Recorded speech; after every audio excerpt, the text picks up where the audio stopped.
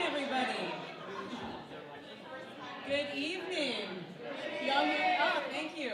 Welcome to All Angels Church and New York City Relief Partnership for Understanding and Responding to Our Homeless Neighbors. This is a series that we've been putting on for the last few months. It's a 5-part series going through different parts of the homeless experience for those of us who are not living on the streets or haven't gone through that system, or who work with people who are going through the system, to understand and empathize with what they're going through. Understanding a lot of the hoops that people have to go through to get housing, to get clean from drugs and alcohol, to get legal services, to get the kind of assistance they need to be able to live the kind of lives that they want to live.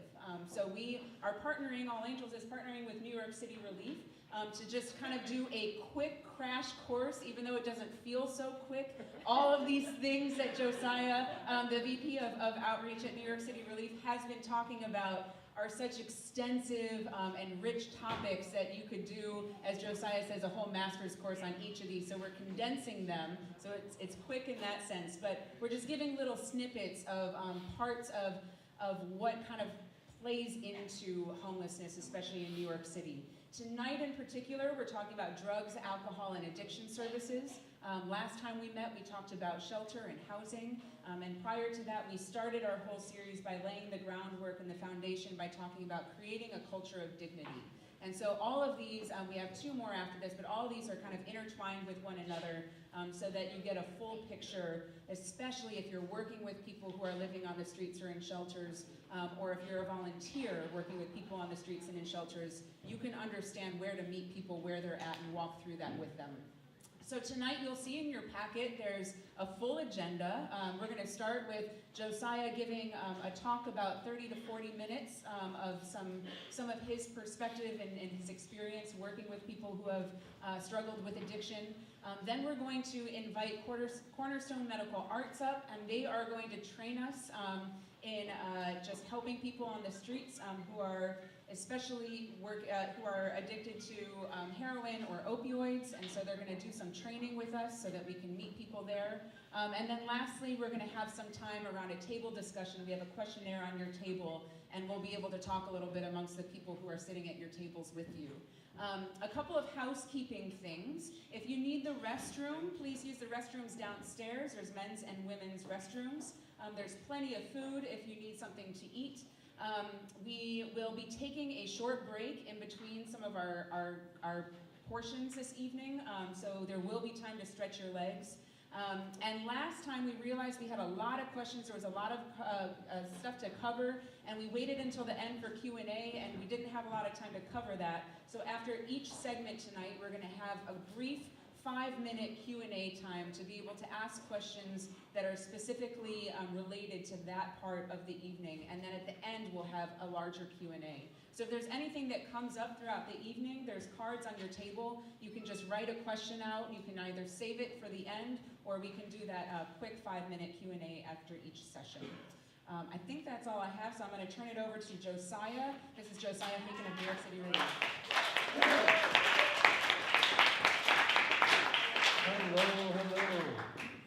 Thank you guys for coming out tonight.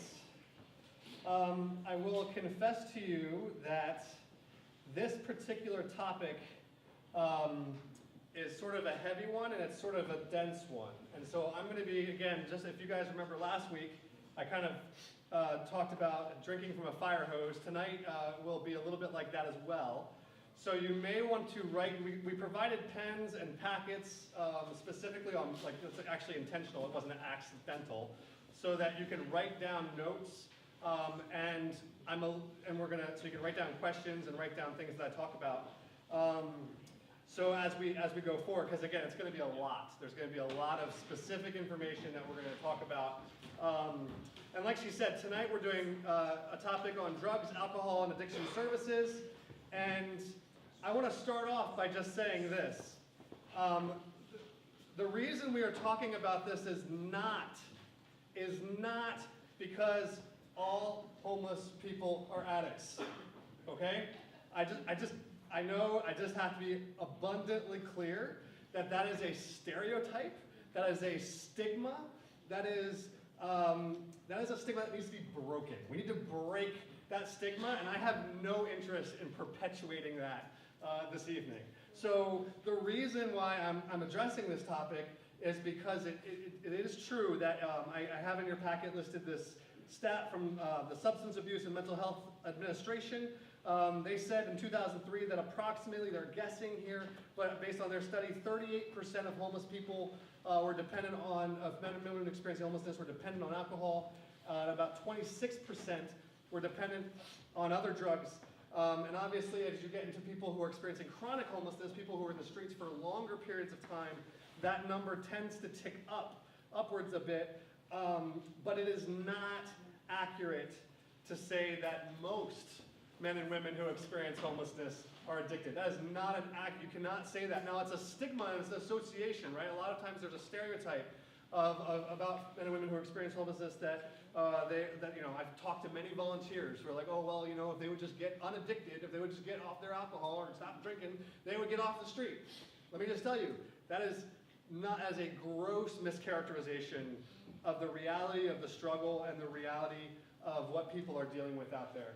Okay, so I just want to I can't make that point clearly enough. I am not here to perpetuate that stigma. I'm here to help us break that stigma. And honestly, 8.5 years ago when I started this thing, when I started working at New York City, I started working at New York City Relief, I'll be honest with you, I didn't know anything about anything with regards to drugs and alcohol. I grew up as a missionary kid. My parents were in West Africa for the most of my childhood, and I didn't really see or experience a whole lot. I know that drugs and alcohol were there. I witnessed it, but it never really stuck. None of my personal family members, my parents, my brothers, my sister, as far as I know, none of them are struggling with addiction to substances. And so when I started working at New York City Relief, I just had no clue. And I'll never forget my first week out on the relief bus, out doing outreach with men and women who we serve in East Harlem and in Chelsea Park and South Bronx and other locations. I was driving back from our outreach, and one of our outreach leaders started to break down for me some of the common drugs that folks in New York City specifically are common, like in terms of just common usage among people. And alcohol is, like I said, like that stat I shared earlier, like that's the most common. Then you have heroin. Heroin is a very common drug in this area. It's just a reality. That's one of the reasons why we have Cornerstone Medical Arts here to do this overdose prevention training, because literally thousands and thousands of people are dying as a road of heroin overdose. It's just a reality. You hear like this, it's become a hot topic, the opioid crisis, right? Like people know about this topic because people are dying, right? And in your packet, I put a ton of links, just so for those who, I totally geeked out on this packet, just so you guys know. So like I totally geeked out, which means that if you go through the footnotes and look through the links and everything, there's more information about all of the topics I'm going to be talking about this evening. But as I realized when I was in the back of the bus being told about these drugs that are common, it occurred to me how little I know. I knew nothing. And it's a question that I wrestled with, which is how on earth am I supposed to help people with something that I know nothing about and have never experienced personally, right?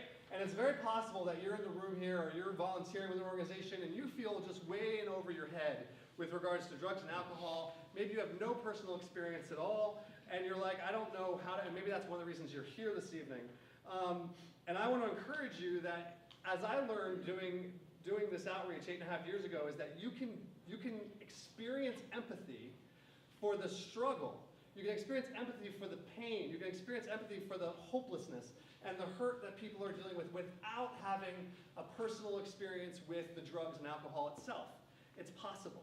And maybe you're here and you actually do have personal experience. Maybe you were struggled with alcohol or drug addiction yourself, or you had a family member. It wouldn't be surprising if a good percentage of us have experienced this stuff firsthand.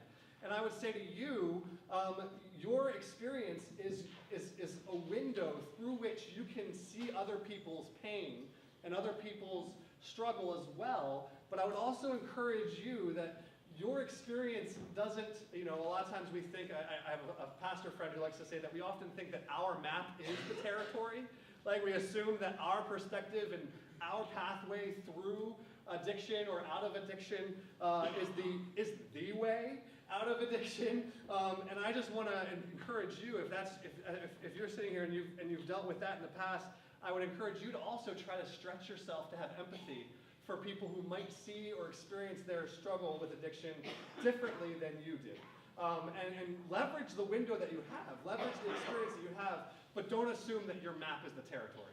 Does that make sense? So on my first day of outreach, again, during the relief bus, I met a guy who I'll call Leon. Now Leon was this dude who was about like 6'4", he was wearing this tank top and he was jacked. Like he was like this muscular dude who like clearly took care of himself, like was really just I was just intimidated.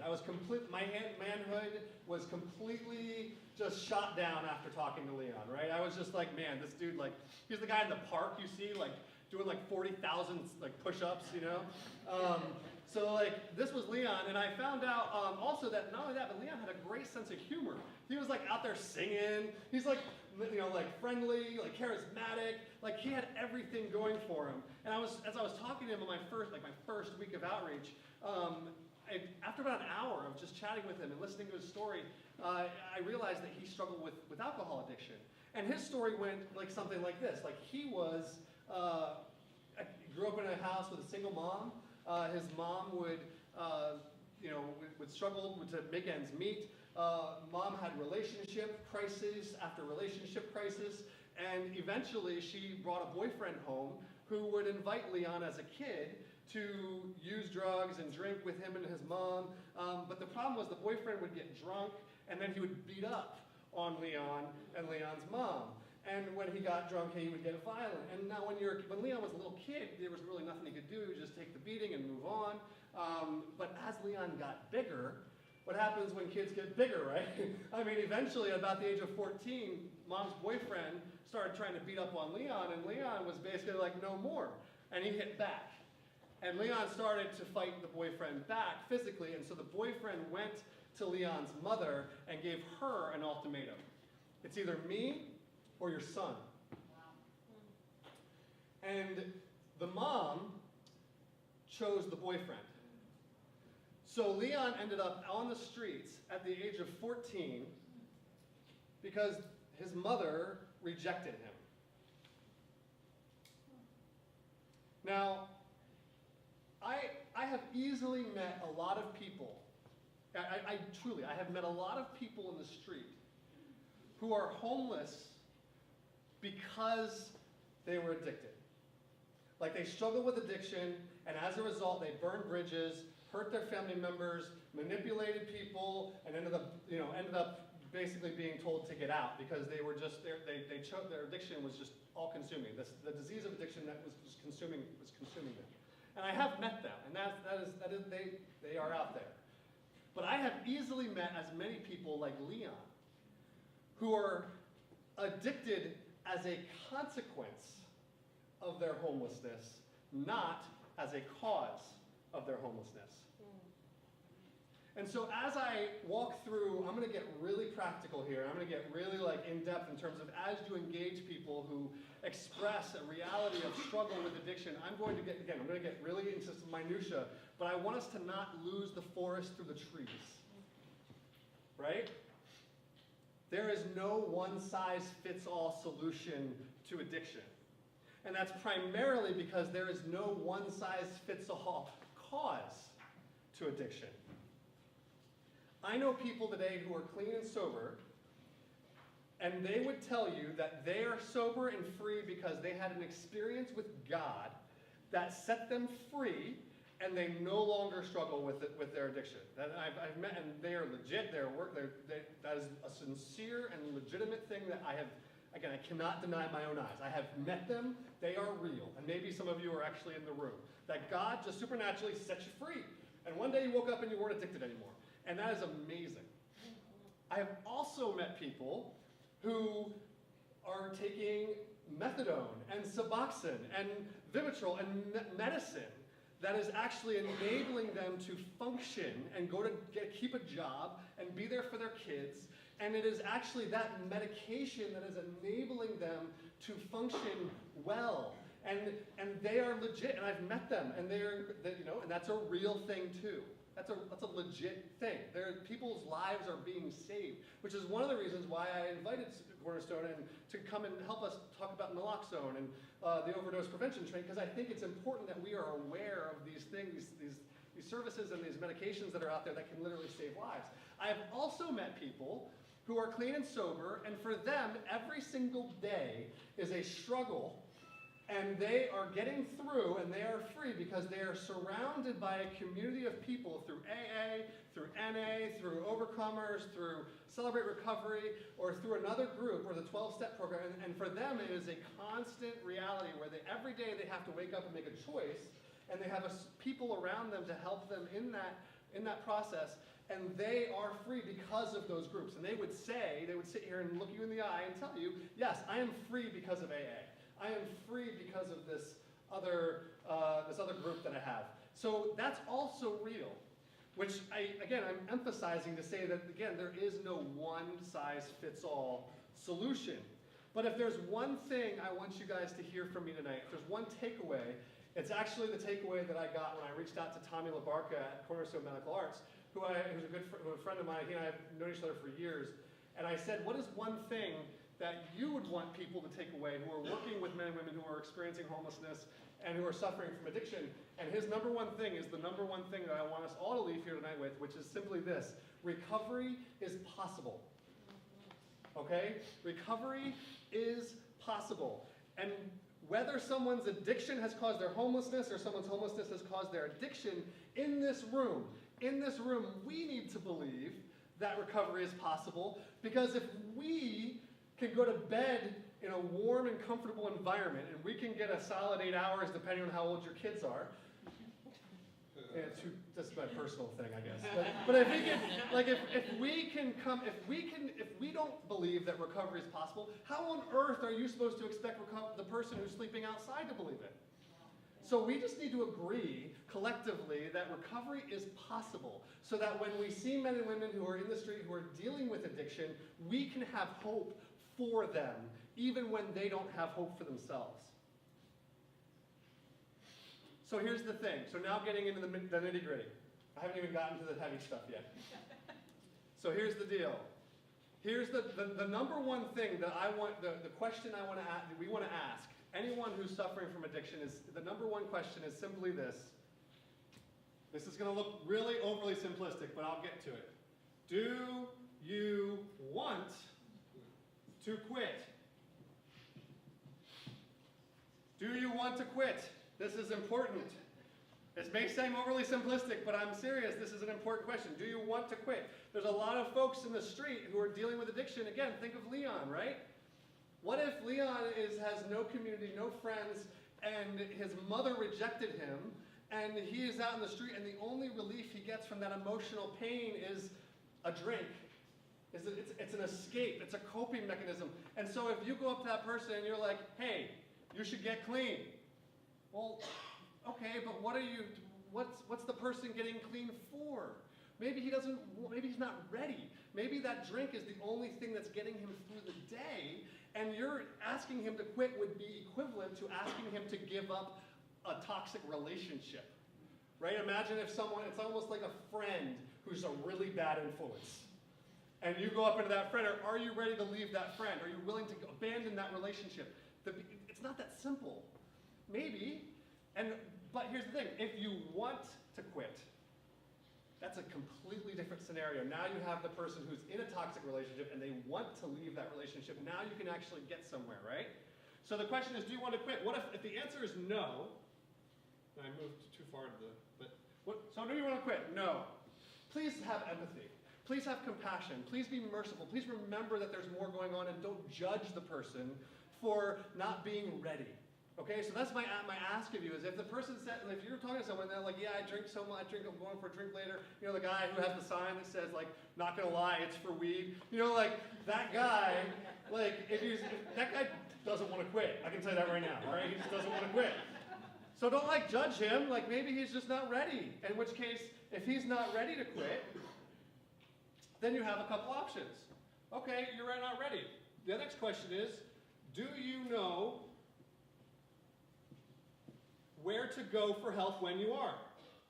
Do you know where to go when you are? And the important thing is not that you read this. This is more for me than for you. Do you know where to go when you are ready? That's an important question. Because here's the thing. If they don't know where the help is, then they're in trouble. So I included in your packet resources. You'll see them at the very back. It's a detox street sheet that New York City Relief uses. The detox street sheet will have tons of resources. And again, Cornerstone Medical Arts is here to tell you about the resources they have. And the detox street sheet can tell you where to go. So you can say, listen, if you don't know where to go, let me help you find the resources that you can get to. And that's a role that you can do as a passerby, as a volunteer. You can ask the question, do you know where to go? If they say yes, they do know where to go. They don't want to quit, and they know where to go. Guess what? Basically, your job is done in terms of referrals and linkage, okay? But what you can do is you can say, here's the thing, I know people who have been set free, and can I pray for you? Or can I encourage you? Or can I just say, like, you know what? Opioids are killing people. I'm concerned for you. It's okay to tell that person and be honest. That's what we talked about in the first session with creating a culture of dignity. It's not okay to just walk away and be like, well, so long, sucker. Like, good luck with your life. No, you can say, look, no, I'm concerned for you. If they don't want to quit and they know where to go, when you're ready, please go. And let me pray that God would give you the strength and intervene in your life to do that, okay? So that's the yes, no, do you know where to quit? If you do, can I pray for you? Can I encourage you? But here's the other thing. Do you want to quit? Yes. Praise the Lord. They want to quit. They have a desire to quit, right? The question would be, after the yes to do you want to quit, the question is, would you be willing to go somewhere today? Would you be willing to go somewhere today? Because here's the thing. If the person is not ready to go somewhere today, then guess where you're at? No, I'm not ready to quit. Right? So if someone says, yes, I want to quit, I want to stop, but I'm not ready today, then you skip back to the no. They don't actually want to quit today. They're not ready today. So that means that you're back at no, which means the next question is what? Do you know where to go when you are? And if the answer is yes, then you're back where you are here. If they say no, you're back where you started. So here's the thing. Do you want to go someplace today? That's the next question after do you want to stop? Do you want to quit? If they say yes, today's the day, I'm ready, show me where to go. The next question is, and this is going to sound a little like minutiae details, but it's important. Do you have Medicaid? Do you have Medicaid? Yes, I am ready to quit today. Now, a lot of people are going to look at that and think that's like superficial. But here's the reality. Drugs and alcohol and benzos and a lot of other medications require what's called a medical detox, or like a 3 to 7 day cleanse of their system from the substances. And anyone who knows anyone who's gone through withdrawal knows that it can be deadly. It can be painful. In the street, they have an expression for it. It's called dope sick. And if someone says they're dope sick, they are in misery. And heroin is an interesting thing because people don't use heroin after a while to get high. They use it to get straight. That's what they'll say. They'll say, I'm no longer using heroin to get high necessarily. They're actually using it to get straight, to stave off the illnesses and the effects of withdrawal. Because the withdrawal itself is so miserable that they'll need the heroin, there'll be more and more and more of it to actually manage the symptoms of withdrawal. And that's one of the reasons it's so deadly, is because you end up using it. Now again, it does provide the relief. I'm not minimizing the effects of it. I'm just saying, like, I talked to tons of people who said they would stop if they could avoid the symptoms of withdrawal, but they're using to get straight. So the Medicaid is important because in our system, getting health care, getting access to these services requires insurance. And if you have Medicaid, it opens up the doors for a lot of things. If the answer to this question is no, I don't have Medicaid, the next question is this: would you be willing to go to a hospital? Because if you don't have Medicaid and you don't have insurance and you don't have ID, the only way you can actually get treatment for the withdrawal symptoms is if you go through a hospital or through an emergency room. And if anyone, listen, I can tell you right now, my least favorite place in the entire world is the emergency room. I can tell you, I took my daughter there when she was 6 months old, and I was like, oh my word, I'm sicker now than I was when I walked in. Just by being in, like, it's like a 4-hour process on a good day. It's like, you don't even know if you're gonna get like the treatment you need. You're getting triage, you're waiting in the emergency room while, you know, all heck is breaking loose all around you. It's just not a fun experience. So if you're telling someone who's going through withdrawal, they have to go through an emergency room, they may tell you to take a hike.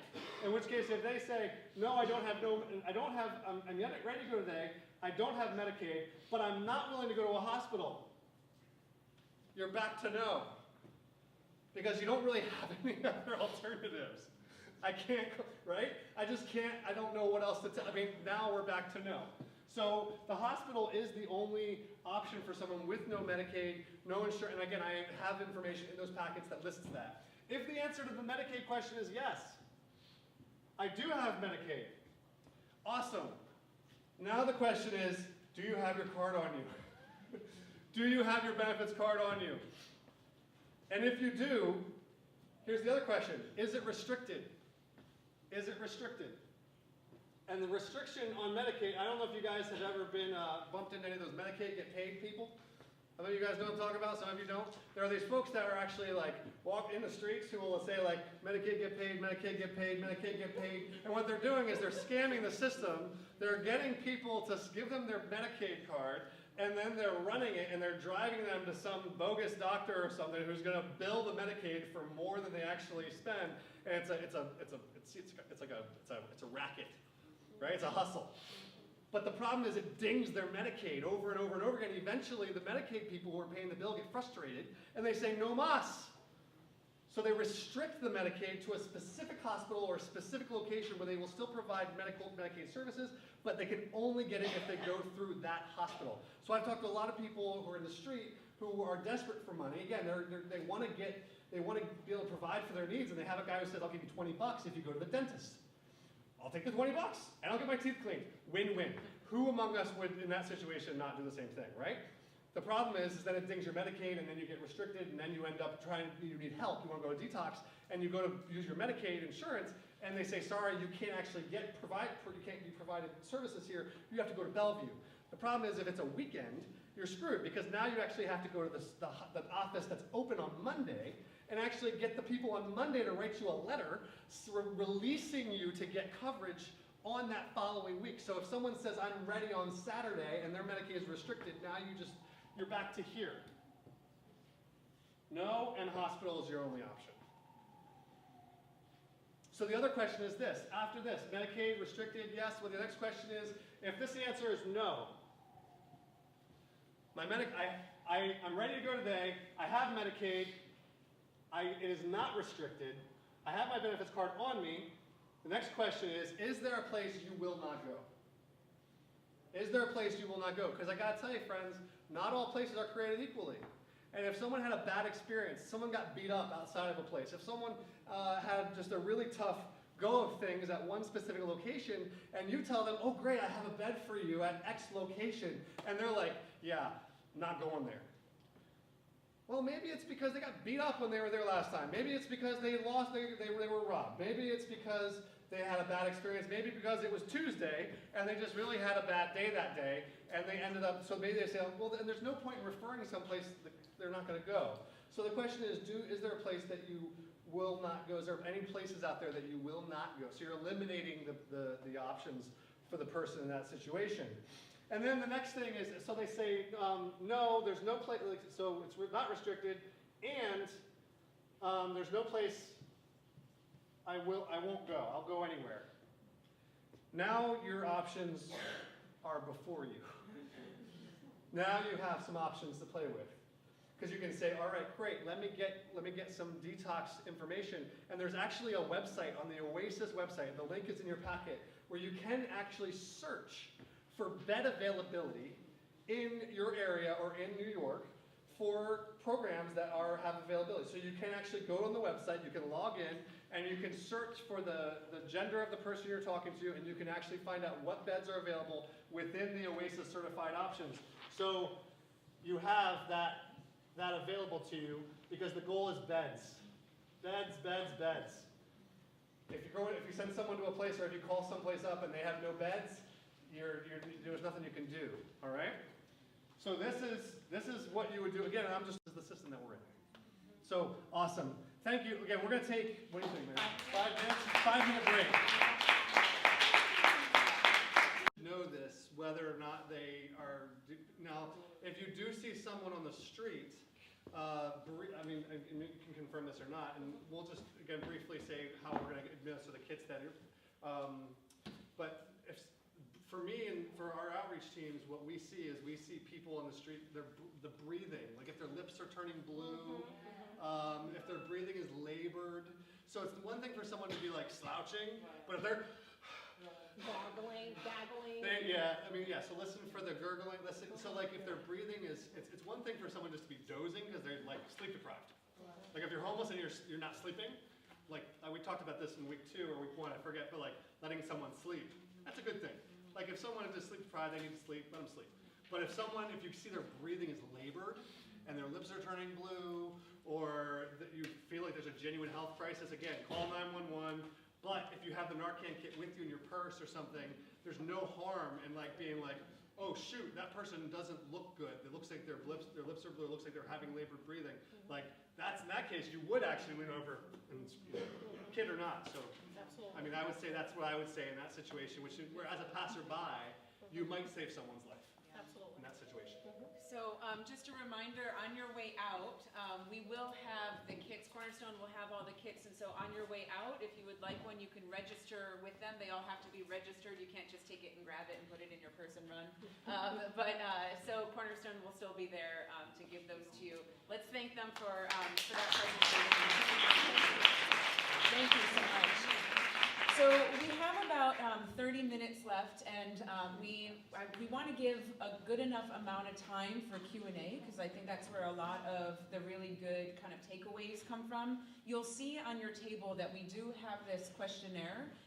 This is something you can just take home. We were going to talk about these at our tables, but as Josiah mentioned in the beginning, and kind of like the whole purpose of this whole series is to think about us as a community and how we are a supportive community to anybody who is living in this situation, right? So if you are a community member, if you are a friend, if you are a passerby, if you are just somebody who is trying to make an effort to be that support to people who are struggling with addiction, if you're wanting to know how do you walk through this with somebody, the same as when we talked about the shelter system, not to solve the problem, but to empathize when someone is going through that and understanding it, empathy is the biggest piece for all of us here. So even thinking about next steps, when you go home from here, what do you do? Part of it is having that Narcan kit, right? Part of it is having more understanding, but we need to think about what do we want to see changed in the way that we think or the way that we behave after leaving this space. And so this activity is for you to kind of think for yourself and allow this to settle with you. How can you challenge yourself to be more empathetic? How can you challenge yourself with the information that you have to be able to act differently and support people differently going forward? So we won't look at those today just for time's sake, but take that home and just spend a few minutes with it, answer those questions and do a little reflection, talk about it with friends or coworkers or other volunteers that might be working in the same environments as you. So we'll turn it over back to Josiah for a Q&A time. Yeah, I mean, the hope is that I know this is, again, drinking from a fire hose, but I'm sure that as the conversation has gone on, that if questions come up in your specific context, I want to at least give you the opportunity to ask, even about specific cases. Like I said, I love your question about, like, specifically as you're walking past someone on the street, what do you do? How do you deal with that? So anyway, I want to at least provide you the opportunity to ask any questions. Yes? Well, this is very similar to that question, and this is under the category, there are no stupid questions. Amen. So, when you're walking past somebody on the street who is on the nod, as I don't know if that's still a phrase that young people are using, and you don't want to walk past, but you don't, that's obviously not someone you can ask, would you like to quit right now? No. No, that question presupposes some nature of relationship and understanding and sort of mutual connection. That situation for me fits under sort of the first category that we were talking about in sort of week 1. To say like, I like to say like, excuse, are you doing all right? Like, are you okay? And if the person's like, yeah, I'm fine. Like, leave me alone. Okay, no problem. Have a great day. You know, pray blessings to you, my friend. So again, I'd say if someone is nodding out or someone is clearly not, like, and again, now if they're laboring, like if they're in distress, that's a judgment call. And I would say err on the side of calling. That would be my advice. That's, you know, I'm not a professional, but I'm saying I would err on the side of calling. Better to be safe than to have someone, you know, just die on the sidewalk. So, I mean, in terms of, if you're considering, or you can like let a police officer know, or you could let somebody, or see if, one of the things I've done in the past is I've gone up to somebody who is, like works in like Amtrak, or works at like if you're in Penn Station, or a subway, or whatever, there's number, like I would find someone, hey, there's a gentleman in the car over there who just doesn't look like he's doing very well. Might be worth checking on him. If he's conscious and but at the same time I would say don't make assumptions about, you don't have to, excuse me, sir, are you ready to quit? Well, quit what, exactly? So I would say this presupposes relationship, at least. One of the things I tell volunteers a lot in New York City Relief is there has to be two-way conversation. So again, it's because that goes to the person who wants to, they have to express some desire or some need. You can't just make the assumption. Yeah. So thinking about the detox, and this is something that actually John works at All Angels, helped me to think about, is when somebody's ready to go to detox, not to call you out, but John reminded me that it's really important that when they're done with detox, like, and again, this kind of goes to that supportive community, and how are you like walking with somebody through that process, like leaving detox, that's a vulnerable place, right?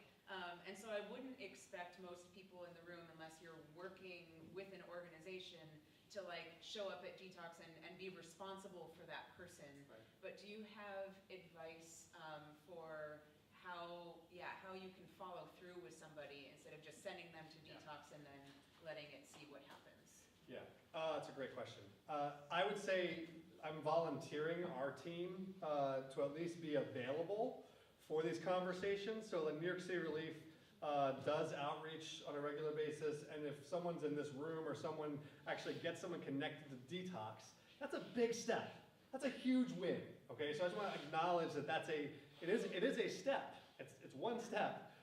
It's not, you know, a cure-all. One of the things, I don't know if I mentioned this earlier, it's like you know, stopping the bleeding, but you're not curing the disease, so to speak. But I would say reaching out to another organization, whether it's New York City Relief, whether it's the Bowery Mission, whether it's Salvation Army, or like finding a community that you can connect that person to, so it's not just you, so you end up building the support system around the person, so that when they do get out of detox, you do have a next step for that person if they're interested. Because it is true, as soon as that person leaves detox, that is a very vulnerable position. At the same time, don't take own responsibility for what that person does when they leave detox. Again, that goes back to the desire. If someone's not ready, it's possible they went to detox and then they leave and the first stop is a liquor store. That happens a lot. Yeah. I think, it's more of a statement question. A lot of times, to piggyback on what Chelsea says, a lot of times leaving the detox is a difficult period, because the individual does not have the standard plan. You see what I'm saying? You may want to quit, you may have all intentions of doing the right thing and going forward with your life without the drug, but you're still not cured. You're never cured. And so I think that's a statement. But the one question is, when saving a life, when approaching these individuals, do you have the nerve? Because you can know the procedure, you can know the proper whatever, but do you have the nerve? And that's a big thing. You know what I'm saying? I think a lot of people don't realize that. To go up to somebody you don't know and say, hey, give them their life. And be ready to get maybe punched in the face or whatever. So that's do Yeah. you get that? That's my question. Yeah, and I think this is, I think, like they've done studies on like human behavior in terms of like asking, like if someone's even having like a heart attack and needs, like I think I did in the CPR training, they tell you like, if you feel like you need someone to call 911, you actually reach out to an individual and you say, hey, you in the red shirt, call 911. Like, or if you're calling for somebody else, it's reaching out to a specific person because the human nature, I think, is to avoid and try to like not to step in. So I would say, building that up, for me, it just comes from experience of volunteering and engaging with the issue a lot. So like, I would say if you are concerned that you don't have the nerve, and if you're concerned about knowing what you would do in that situation, I would encourage just exposure to the situation, because the more you can build relationships with people, and the more you can see them as people, actually see people on the street, and see people in your churches, and see people in your programs, the more empathy you have, the more knowledge you have with that person, the more likely you, so if my daughter all of a sudden stops breathing, or my daughter starts, having an episode, she's my daughter. I'm not gonna flinch. I just won't hesitate to help in some way. And I think this is where like the Good Samaritan comes to mind when Jesus talks about when you see the person broken on the side of the road, actually stepping up and going to that person where they are. I think that's to your point about the courage of stopping and engaging that person. I think sometimes for me it just starts with the little things like, hey man, are you okay? Like anyone can ask that. Hey man, are you okay? Are you okay? And if the person's like, no, I'm not. Well, now you're in it. Now you're in it, and you can sort of have a conversation. And that's why I think starting out small, whether it's volunteering, whether it's asking people on the street if they're okay, whether like taking that step and moving forward. That's how I think you build it, by doing it and practicing it. That's the only thing I can think of. Some people are wired for it. Some people have to build it. I had to build it. I honestly, like, after 2 years of working in the relief bus, I remember I was at Starbucks and there was a car accident outside the Starbucks, and I immediately ran out onto the street and started like directing traffic and stuff, and like, everybody okay? And I was like jumping in, my wife was like, what the heck are you doing?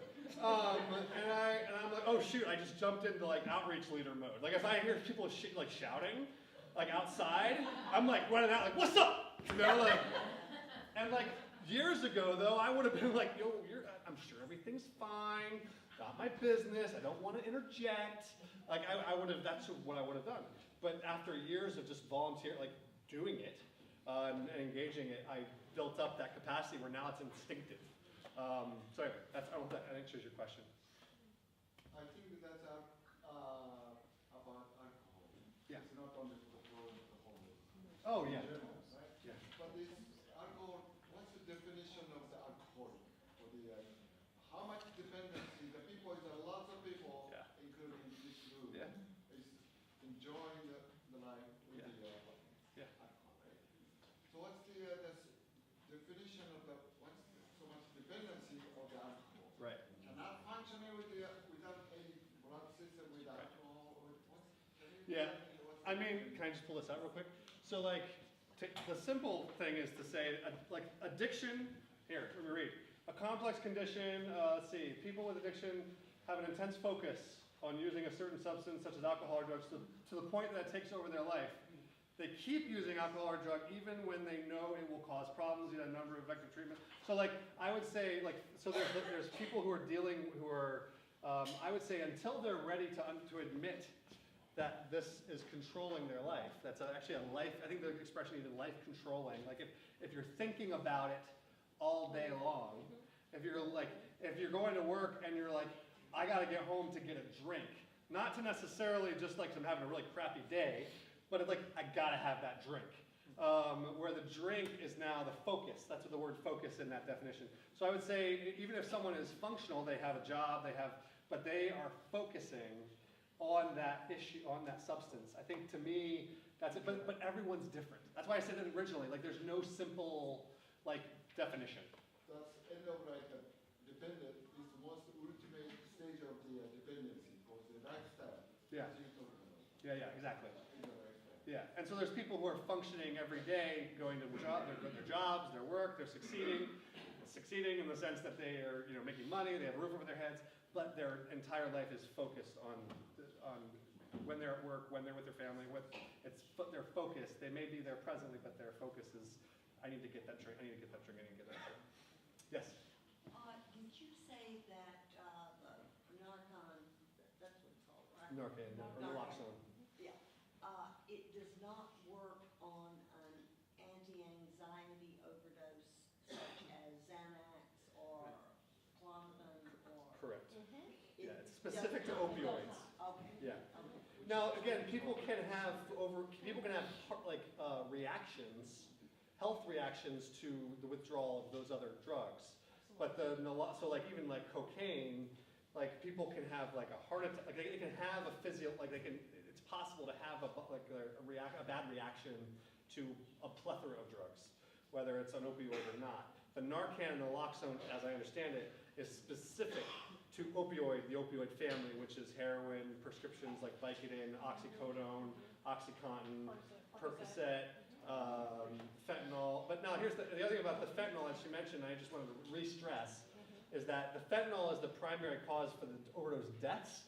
And what paramedics are finding is, as from my experience anyway, is that the naloxone, part of the problem is that the drug is so strong that that's why it might take 2 hits to even react, because not only might there be a blockage in the one nostril, but the other one, but it just might be that the drug they took is too strong, and the Narcan isn't made to, and that's what people are fighting now, is they're like, it's like shooting a BB gun at a freight train, which is part of the problem. Yes, sir? I heard the term mandated reporter go by sort of quickly, and I missed what the details were. Mandated reporter? Yeah. Is that, With the Narcan, so basically with us all in here, it's like if we see an allegation with Child Protective Services, though we're not trained maybe in that area, we are mandated reporters. So it goes back to the Narcan as well as providing, administering it to individuals. Like you have the kit, you've been trained, you can administer it. Once you have been trained, though it doesn't require too much in administering it and even performing it, we are mandated reporters, meaning that if we see something, you say something, right? And for me, is that you see something, you want to do something. So that's being a mandated reporter. You're not going to just see something and not do anything. And again, it has to be related to someone going into overdose, but it's like you said, how can you distinguish someone going into overdose versus someone medically? That's just medically something else is going on. But if you see it, again, you want to make sure, because you don't know to be able to detect it. But again, looking for those signs and to making sure that you will administer it so it doesn't cause that person to die. Are you using that term in the statutory sense, meaning like with teachers and with certain others who observe evidence of abuse, they're legally required to report to the authorities? Well, maybe not in that term. Okay. Because myself, I was a CPS worker working for Administration for Children's Services, so not in that term per se, but meaning that now that you train on this, to a sense, you're considered to be somewhat of a mandate. If you see something, you want to do something about it. I mean, it really depends on the individual and how comfortable you are in administering, but for the most part, you've been trained on it, you know what signs to look for to administer it if you do happen to see someone that may be on the street that's overdosing at that particular time. but I don't think you're, I think it's different though if like you're not liable. No, you're not, you mean liability? Yeah, you're not liable. No. It's not like all of a sudden everyone who overdoses within 100 feet of you could throw you in jail. That's not. Okay, no. In that sense, no. It's totally It's not. determined that way. No. You're not gonna go to jail. Yeah. Absolutely. Correct. Absolutely. Yeah. And I would just suggest again that the benefit of the Narcan also is that there really is no side effects to it. So it's not like if someone is having a heart attack, you give them naloxone and you find out that, oh my goodness, I shouldn't have done that. Naloxone actually sped up their heart attack. It's not how it works. No, it's not. So there's nothing to be lost except you wasted a dose. Absolutely. And right now there's such a public health crisis around this issue that the point of they're trying to get these kits into as many people's hands as possible so that it's becoming common, it's a common knowledge thing. So it's even just assumed that if you give it a shot, there's nothing wrong. And that's why it's even a nose spray. They used to be injections. So that made things kind of uncomfortable for people. So the nose sprays, they're trying to make this as accessible as possible. But it's not because they're trying to throw as many people in jail as possible for witnessing an overdose and not doing anything about it. Yes, sir. What does the physiologically, what's the body responding? What's the Narcan doing? We talked about what the opiate does. What is it reversing? So my sense, and you can correct me if I'm wrong, what I've read is that the Narcan is actually blocking the neuroreceptors to the heroin.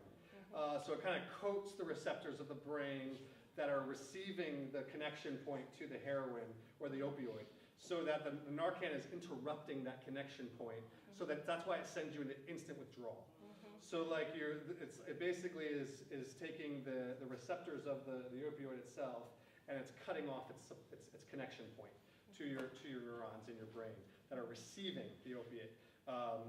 Which is why, when again, like she said, someone gets mad. I've seen this before. Someone gets the prevention, the Narcan. It interrupts the connection point to the opioid. That's the brain receptors are taking it, and then they're like instantly like, what the heck? Like, why I'm all mad because all of a sudden I'm not. I go from high to sober like that. Yeah.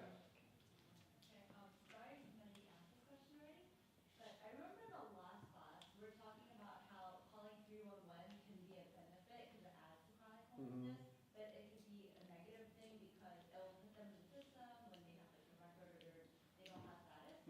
What happens if you're calling 911 on somebody who's overdosing?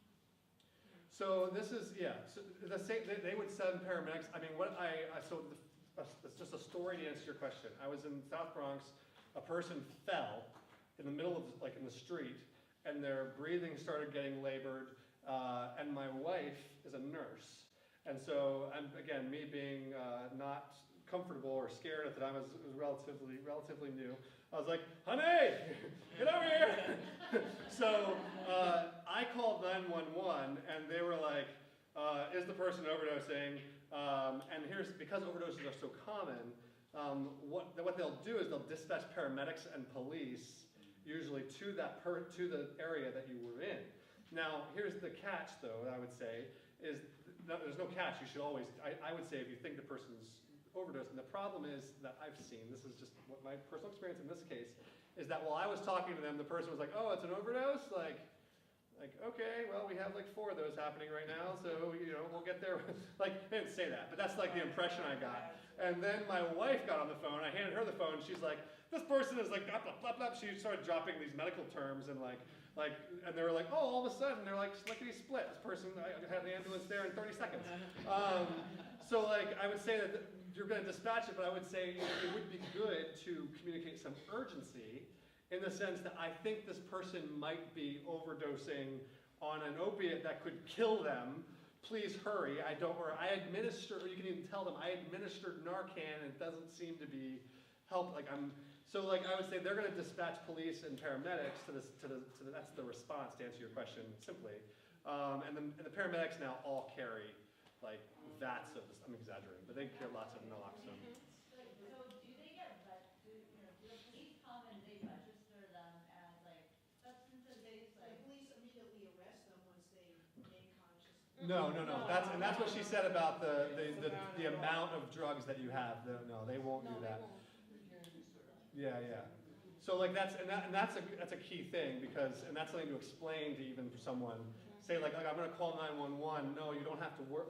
Because what happened a lot of times is there are people who are like using, like she mentioned, there are people who are like using in a stairwell, and their buddy overdoses, and because they don't want to get arrested, they bounce. Which is why the Good Samaritan law that she mentioned is important because if you call 911 for a friend, just because you're high doesn't mean they're just going to sweep you up to. Now, if you have an outstanding warrant for like assault and battery, you maybe have that's a different issue. Now you are a bit in terms of they end up running your. Again, it's not as simple. These are not simple things, but I would say again the amount of deaths that are happening merit a equal and opposite reaction, which means err on the side of caution. And worst case scenario is you have someone angry at you. Best case scenario is you save their life. So that's what I would say. I have a specific question. It's something that we deal with a lot at All Angels. So so we have a lot of, we don't have, that we know of, not a lot of people coming in who are under the influence of opiates that we know of. But a lot of heavy alcohol use, right? And so there have been many instances where we've had to call 911 because people are like passed out or just so like losing control, and it's not as much about a concern about, you know, how it's going to affect other people, because everyone else, you know, kind of sits quietly, but what's going to happen to them because they're putting themselves at risk. So there's one person I'm thinking about in particular who, you know, we called 911 and they came, and she finally came to because the paramedics got her to come to, and she was so upset because they wanted to put her in the ambulance, and she really didn't want to go and started fighting, and then they cuffed her and put her like on this, you know, one of those, the seated gurneys, structure, and she's screaming, and because she knows exactly what's going to happen when she goes there, and she doesn't want to be, she knows that they were going to make her go to psych, and they were going to make her do all this stuff. And so for us, it's like we have to be responsible and call 911, but to know that that's happening, and this kind of goes to your point about you're not responsible for what happens when they come out of detox, you're not responsible for what happens when they go to the hospital, you're not responsible for that, and yet we're human beings with big hearts, and that is really hard to watch. So I don't know if you have any wisdom on that, but like especially, you know, it's like if like to that question, you're calling 911 because you want to help, but you also know that there's a lot that comes with calling 911 that you don't have to deal with, but that person does. Yeah, I mean, and I would say, like from my experience, and again, this primarily from just doing street outreach, I try to think of it in terms of someone I love and someone I care about.